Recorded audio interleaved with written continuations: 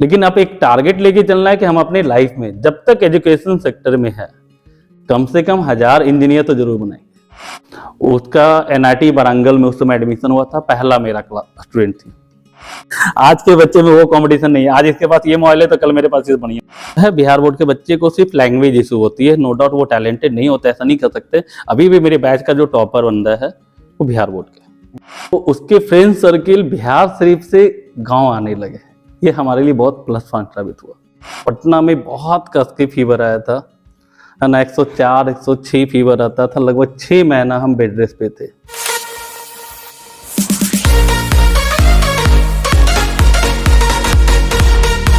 नमस्कार फ्रेंड्स, मैं आनंद किशोर स्वागत करता हूं आपका एक बार फिर द टायरोस यूट्यूब चैनल पे। और जैसा कि हम आपके लिए अक्सर वीडियो लेते आ रहे हैं, तो आज हमारे साथ जो शख्स हैं वो उनको आप जानते होंगे और इनके बारे में आपने सुना भी होगा। तो हमारे साथ आज प्रशांत सर हैं, जिनसे आज हम बहुत सारी चीज़ें जानेंगे। वैसे तो ये बच्चों को पढ़ाते रहते हैं और अच्छे अच्छे बातें बताते रहते हैं। सर का बोलने का अंदाज भी कुछ अलग ही है, बाकी जगह हमने बहुत सारे टीचर्स का देखा है, तो इनका अंदाज जो आपको अभी बात करेंगे तो आपको भी लगेगा कि अलग है। तो सर, फर्स्ट ऑफ ऑल हम आपसे जानना चाहेंगे कि सर, आपने ये जो पढ़ाते हैं, इतने अच्छे से बच्चों को बोलते हैं, तो सर ये अपना प्रारंभिक शिक्षा आपने कैसे हासिल किया? Good morning all of you, happy new year. सबसे पहली बात तो हमारा एजुकेशन जो है, हमने 10+2 की और उसके बाद फिर पटना से हमने एजुकेशन गेन की। उसके बाद जब तैयारी करने के बाद जो दिसंबर का मंथ था, मतलब इस मंथ समझ लीजिए, उस समय मेरा एक पटना में बहुत कस के फीवर आया था ना, 104 106 फीवर आता था। लगभग 6 महीना हम बेड रेस्ट पे थे। और उस समय आईआईटी मात्र 2 अटेम्प्ट देती थी। एक अटेम्प्ट तो हमारा इंटर के कारण तो चला गया, एक अटेम्प्ट हमारा हेल्थ इशू के कारण 6 महीना हमने बेड रेस्ट, हमने आईआईटी का एग्जाम तक नहीं दिया। मेरा एक सपना वहाँ से ब्रेक हुआ। जब मैं रिटर्न बैक टू बिहार आया, इंजीनियरिंग का एग्जाम नहीं दे पाया। उस समय अगर आप मेरा फेसबुक से जुड़े होंगे तो 2010 का फोटो देखना, कितना हेल्थ का प्रॉब्लम होगा। मैं इतना पतला था कि शरीर में मांस कम दिख रहा होगा, हड्डी ज़्यादा दिख रहा होगा। क्योंकि 6 महीना कोई बंदा अगर बेड पर रहेगा और भी 104 फीवर 102 फीवर में, तो वो एक सपना वहाँ के बाद टूट गया कि अब इंजीनियरिंग तो कर नहीं सकते, क्योंकि आईआईटी का 2 चांस होता था, वो तो ख़त्म हो गया। और उसके बाद मेरे पास जनरल में हमें उस समय कोई इंटरेस्ट नहीं था। अब करे तो क्या करे, तो घर पे बैठे थे और पॉकेट मनी के लिए तो जरूरत पड़ता है सभी को। तो हमने वहाँ पे घर पे ही गांव में ही पढ़ाना स्टार्ट किया अपने जूनियर को। अपने मेरे जो चचेरे भाई थे, मेरी बहन थी, उनको पढ़ाना स्टार्ट किया। जब उसका कॉन्सेप्ट हमने पढ़ाना स्टार्ट किया, उसका जो पकड़ बनने लगा, तो उसके फ्रेंड सर्किल बिहार शरीफ से गांव आने लगे। ये हमारे लिए बहुत प्लस पॉइंट साबित हुआ। वहाँ से हमारा टीचिंग सेक्टर का जर्नी स्टार्ट होता है। हालांकि हमारा कभी भी एम नहीं था कि हम टीचिंग सेक्टर में हैं। हमारा पहला टारगेट था इंजीनियरिंग। उससे पहले मेरा टारगेट था यूपीएससी, लेकिन हम बहुत पहले बहुत मोटा चश्मा लगाते थे, है ना, अप्रॉक्स -7D डायोप्टर का।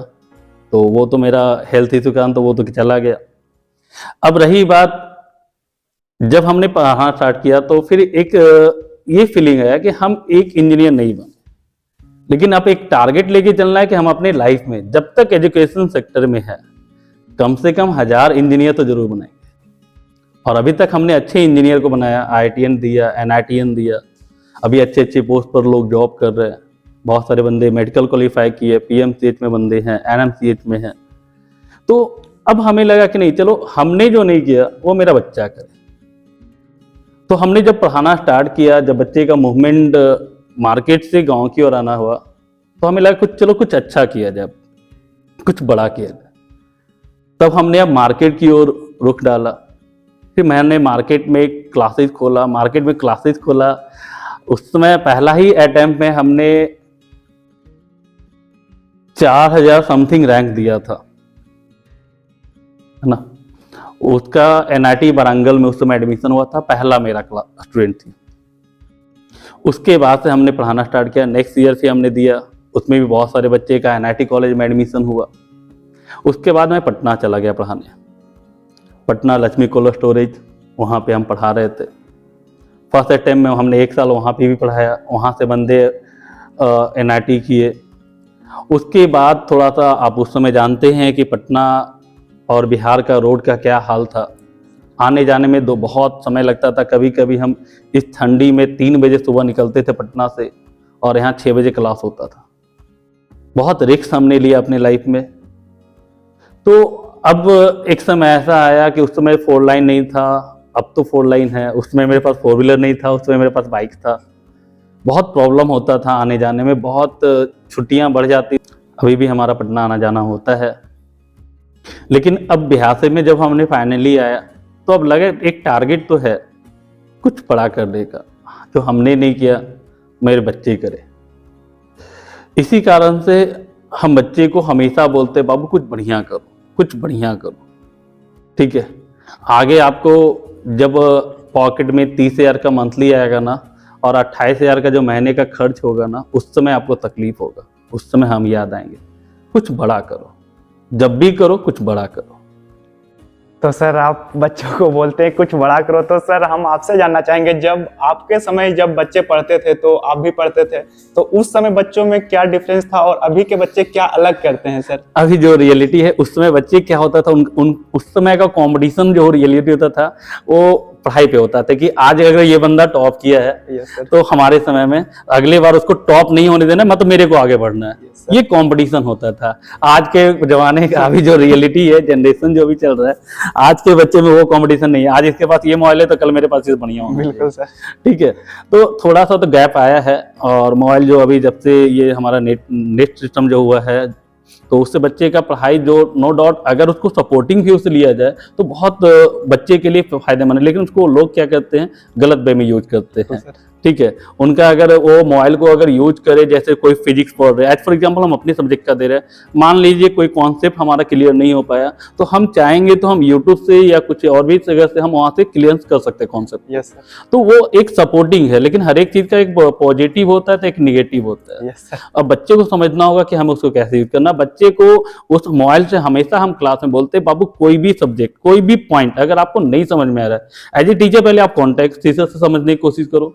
अगर नहीं हो पाया तो आप क्या करो, मोबाइल जाओ, यूट्यूब पे है, गूगल पे है, जाओ, बहुत सारे वीडियो है, 1-2 वीडियो देखोगे, कुछ ना कुछ पॉइंट आपको क्लियर हो जाएगा। Yes sir. और अभी जैसा आप बताएं सर, अभी तो चलिए आपके टाइम में था आप क्रिकेट खेल लिए, बाहर आउटडोर बहुत ज्यादा गेम था अभी। लेकिन अभी तो सर स्टूडेंट को कुछ भी टाइम पास होता है या फिर टाइम बचता है तो मोबाइल में ही जाना चाहता है। ये बात सही है कि हम लोग के समय हम लोग का जो मैं most of the time cricket में जाता था। लेकिन अभी बच्चे क्या होता है, और पेरेंट्स का भी थोड़ा सा है कि आउटडोर गेम नहीं इंडोर में ही रखना चाहता है। वो इंडोर रहेगा बंदा, कोई भी बच्चा रहेगा तो उसको तो टाइम पास होना चाहिए। तो वहाँ पर तो बच्चे को मोबाइल को बस वो यूज करे। हम नहीं कहते कि आप 24 आवर पढ़ो बस, लेकिन इतना पढ़ो कि बैलेंसिंग। Yes sir. अपने लाइफ में हर एक चीज को आप बैलेंस लेके चलो। आप मोबाइल देखो, आधे घंटे आप देखो ना, आप है ना, आप मूवी देखो, कोई दिक्कत नहीं है। मूवी देखना गलत बात नहीं है, लेकिन एक लर्निंग, एक हमें बैलेंस करके। सर। मेरा कहना है लाइफ एंजॉय करो लेकिन आप एक बैलेंसिंग लेके चलो। Yes sir. और आगे सर आपसे जानना चाहेंगे सर कि जैसे बहुत सारे क्लास में आपके भी बच्चे हैं, आप भी बच्चे थे, हम बेसिकली हम आपके बारे में जानना चाहेंगे कि सर जब क्लास में कोई डाउट होता था तो सर आप सर से कैसे पूछ पाते थे या डर लगता था, ऐसा क्या आपके नहीं, एज फॉर एग्जाम्पल ऐसे तो अभी तक मेरा जहाँ भी हमने क्लास किया है एक टैलेंटेड स्टूडेंट के रूप में ही रहे हैं। और ऐसे हमें जितने भी टीचर हमें बहुत मानते भी थे, क्योंकि कोई भी टैलेंटेड बंदा हो, हमारा भी टैलेंटेड बंदा हो तो हम उसे रेस्पॉन्स तो हम सभी को देते हैं। लेकिन एक बंदा होता है कि नहीं, जिससे उम्मीद होता है बंदा कुछ करने वाला है, तो उस पर टीचर का एफर्ट थोड़ा ज़्यादा लगाते हैं। तो अगर कोई डाउट के हो तो इसके लिए कभी भी सर कोई पीछे नहीं हटते थे। ठीक है। और जब भी हमने कोई डाउट की जरूरत पड़ी तो वो हमें समय दिए हैं और हमें डाउट क्लियर किए हैं। एंड सर आपसे आगे हम जानना चाहेंगे कि अभी के बच्चों में सर जो होता है एक फोकस, वो तो बहुत है सर। वो जैसे फोन पे वो 10 घंटा 12 घंटा लगातार बिता सकते हैं और पढ़ाई पे वो नहीं दे पाते हैं, या फिर वो डायरेक्शन उनका नहीं है। जोश तो कहिए 10 घंटा 12 घंटा उनको फोन चलाने बोलिए, गेम खेलने बोलिए, लगातार खेलेंगे। तो सर ये कैसे ठीक हो सकता है या फिर आपके हिसाब से क्या होना चाहिए? देखिए है क्या, जैसे हम लोग के समय में क्रिकेट था, जब हम लोग क्रिकेट सुबह खेलने 5 बजे निकलते थे तो 2 से 3 बज जाता था, लेकिन भूख प्यास नहीं लगती। Yes sir. आज वही जनरेशन आ गया है मोबाइल का। आज मोबाइल दे दिए, इसको खाना भी नहीं दीजिएगा, नहीं वो काट लेगा। Yes sir. ठीक है। तो ये है, लेकिन हमने बोला कि लाइफ बाबू वो मोबाइल नहीं सपोर्ट करेगा। आगे आपसे जब बड़े हो जाओगे तो आपसे ये पूछा जाता है कि भाई तुम कमाते कितना, बिल्कुल सर। तुम्हारी अर्निंग कितनी है ना। आप कौन से बाइक रखे हो, कौन से 4 व्हीलर रखे हो, ये नहीं पूछेगा, आपकी इनकम कितनी है। बिल्कुल सर। ठीक है, वो गार्जियन के इनकम से आपको कैलकुलेट बेटेज नहीं मिलता है, आपकी इनकम कितनी, आपकी बेटेज कितनी है। Yes sir. तो आप कोई भी चीज को यूटिलाइज करो तो बस हम एक बात बोलेंगे, बैलेंसिंग। आप बैलेंस लेके चलो, कोई दिक्कत नहीं, माइंड को रिलैक्स दो। और सर आपसे एक चीज और कहना चाहेंगे, आप उन पेरेंट्स को क्या कहना चाहेंगे जिनके जो बच्चे आपके पास पढ़ने आते हैं, अक्सर वो किसान, ज्यादातर बच्चे किसान के होते हैं या कुछ बड़े बच्चे भी होते हैं, तो पेरेंट्स अक्सर यहाँ पे बच्चों को पढ़ने के लिए भेजते हैं, वो देख नहीं पाते, उनको गाइड नहीं कर पाते हैं। आपके पास आते हैं बच्चे 1 घंटे 1.5 घंटे, जितना देर आपके पास रहते हैं उतना देर आप गाइड करते हैं, बताते हैं, लेकिन इन आगे बच्चों के पेरेंट्स का क्या रोल रहना चाहिए कि आप उनको, आपको सपोर्ट मिले या उनके बच्चे आगे बढ़े। जैसे जो भी पेरेंट्स है, तो जब भी कहीं कोई बच्चे क्लासेस करते हैं तो आप कम से कम, हम उनसे रिक्वेस्ट करेंगे, आप 1.5 से 2 महीने में आइए, बच्चे का रिपोर्ट हम टीचर से पूछिए कि बच्चे का क्या परफॉर्मेंस है। इससे टीचर को भी अच्छा लगेगा, बच्चे एक्टिव रहेंगे। यस। जैसे कल ही हमारे पास एक बच्चे के गार्जियन का कॉल आया, नो डाउट वो मंथ में एक बार कॉल कर देते हैं और वो बच्चा एकदम एक्टिव बंदा है। ठीक है, गार्जियन भी एक्टिव है, बच्चे भी एक्टिव है, उन्हें कभी बोलने की जरूरत नहीं पड़ा उस बच्चे को कि तुम्हें पढ़ना है। अभी भी छुट्टी की बात की जाए तो अभी भी हमारा 1 जनवरी से लेकर 4 जनवरी तक में उसका 4 क्वेश्चन मेरे व्हाट्सएप ग्रुप पे आ चुका है, एससी वर्मा का। ठीक है, तो वो बंदा एक्टिव है, उसे बोलना नहीं पड़ता। लेकिन गार्जियन को भी एक इम्पॉर्टेंट रोल होता है कि आप जब भी किसी बच्चे को कहीं भी पढ़ने भेजते हैं तो जब भी आपको टाइम मिले, और टाइम मिले नहीं, निकाल करके कम से कम 1.5 से 2 महीने में एक बार विजिट जरूर करें कि बच्चे का परफॉर्मेंस क्या चल रहा है। इससे टीचर को भी अच्छा लगता है, टीचर को भी लगता है नहीं, गार्जियन भी एक्टिव है, और हम लोग तो बच्चे के लिए हमेशा एक्टिव होते हैं। जब आप सपोर्ट कीजिएगा ना तो टीचर को एक मनोबल मिलता है।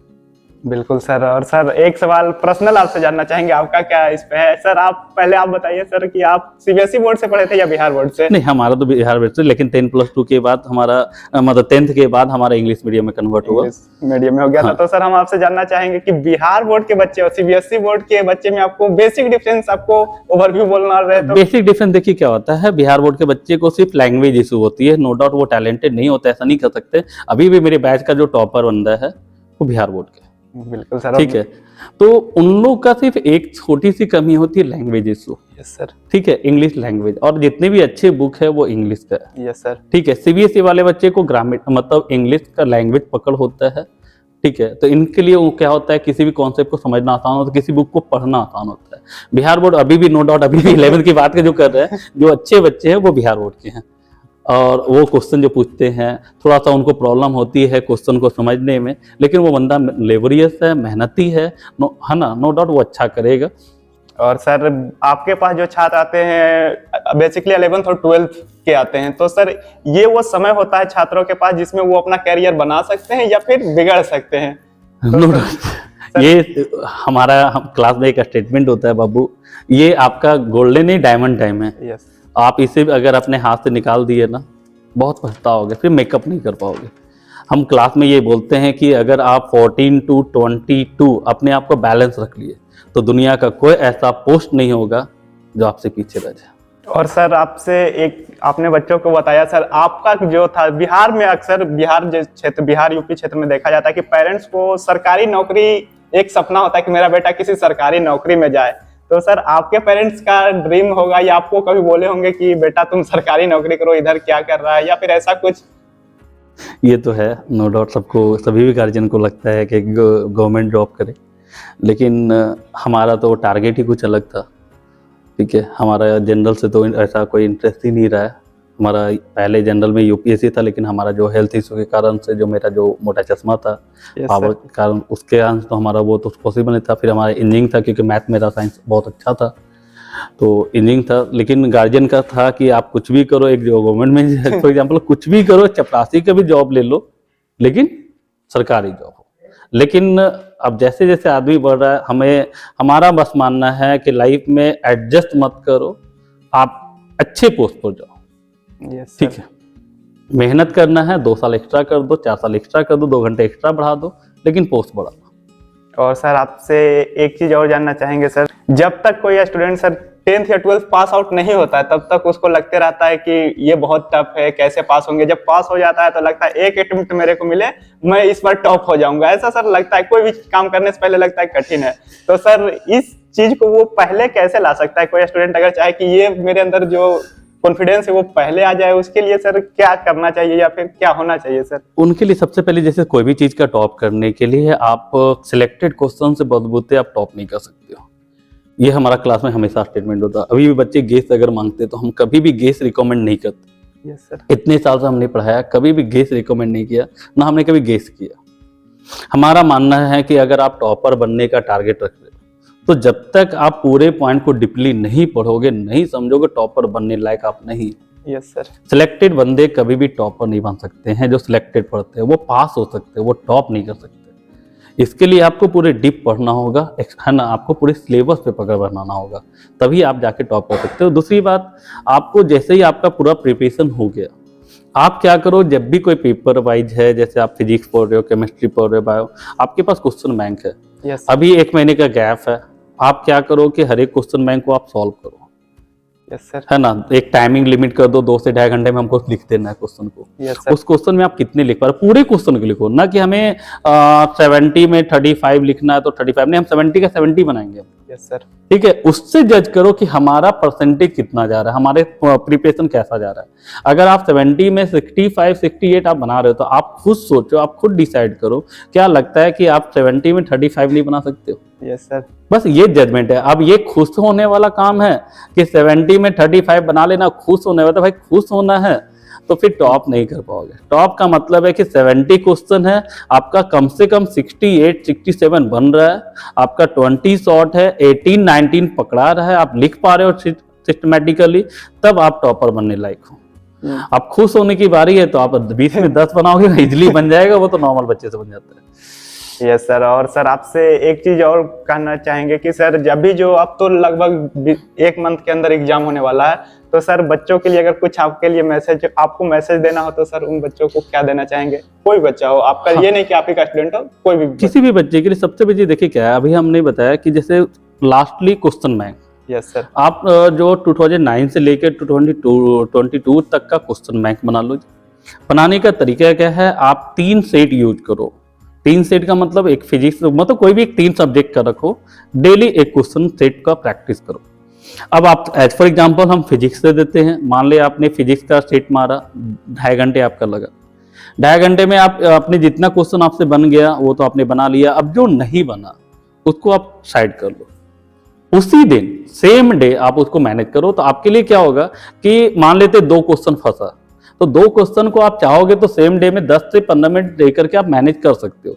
इससे क्या होगा, आपका पकड़ बहुत अच्छा बनेगा और आप पे वर्डन भी नहीं पड़ेगा।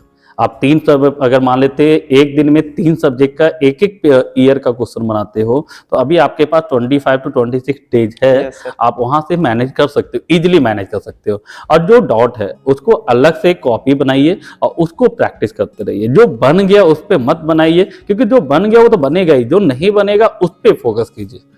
बिल्कुल। और सर एक चीज और आपसे जानना चाहेंगे, अब तो 12th का तो एग्जाम होगा ही, बट 10th का भी एग्जाम होगा और बच्चे आपके पास आएंगे, तो सर उन बच्चों को अगर बीच में थोड़ा सा टाइम मिल जाता है, उनके पास 1 मंथ 2 मंथ, थोड़ा वो भी सोचते हैं 10th के एग्जाम देने के बाद हमको खेलना है, टाइम मिल जाएगा, तो उन बच्चों के लिए अगर आपको कहना हो कि वो थोड़ा सा क्या घर पे पढ़ ले या फिर आने से पहले थोड़ा सा उनको क्या ध्यान में रखना चाहिए सर? देखिए सबसे पहली चीज है, अगर मैथ में अगर वो जैसे अगर उनको इंजीनियरिंग का टारगेट है तो इंजीनियरिंग का टारगेट है, अगर मैथ वो पढ़ लिए। अब एडवांस मैथ तो एक्चुअली सिलेबस से हटा दिया, लेकिन हम लोग से समय एडवांस मैथ था। तो अगर बच्चे अगर 1 महीने के गैप में अगर उनको लाइफ में कुछ करना हो, क्योंकि अगर आप कुछ बड़ा करना चाहते हो तो इनपुट भी वैसा ही देना पड़ेगा, बिल्कुल, तभी आप आउटपुट का उम्मीद रखते हो। अब सोच बड़ा है और मेहनत कम करोगे, कभी पॉसिबल नहीं है बाबू। ठीक है, अगर आपका टारगेट है, क्योंकि इंजीनियरिंग का मतलब और मेडिकल का मतलब अब रियलिटी में देखा जाए तो 7 से लगना पड़ेगा डेडिकेशन के साथ। Yes sir. तब जाकर के आप इंजीनियरिंग और मेडिकल आप अच्छे से कर सकते हो। अब आप 10th के बाद अगर आपके पास 1 से 1.5 महीने का टाइम जो होता है, तो उसके बीच में अगर आप एडवांस मैथ बना लो तो आपको मैथ में भी सपोर्ट कर दिया जाए होगा और फिजिक्स में भी सपोर्ट होगा, क्योंकि बिना मैथ फिजिक्स पॉसिबल नहीं है। तो उसको आप, और जो आपने 9th में पढ़ा है वो 9th को एक बार रिवाइज कर लो, क्योंकि वही चीज़ आपको 11th में पढ़ना होता है। और सर एक चीज आपसे, और सर आप इंग्लिश मीडियम पढ़ाते हैं या हिंदी मीडियम, इसमें बच्चों को काफी डाउट रहता है। नहीं, एक्चुअली पहले तो हम सिर्फ सीबीएसई इंग्लिश मीडियम में पढ़ाते थे, सीबीएसई नहीं बोल सकते, इंग्लिश मीडियम होता था, लैंग्वेज होता था, है ना। लेकिन ऐसा नहीं है, हमारा अब हिंदी इंग्लिश और इंग्लिश दोनों मीडियम का बैच चलता है। अब तो बहुत सारे बदलाव आ गए हैं, ठीक है। तो अब लैंग्वेज दोनों हमारा चलता है, इंग्लिश का सेपरेट बैच चलता है और हिंदी इंग्लिश दोनों का सेपरेट बैच चलता है। तो हमने सर से बातें की और ये चीजें आपको काफी अच्छी लगी होगी। तो आज का वीडियो बस इतना ही रखते हैं, मिलते हैं नेक्स्ट वीडियो में।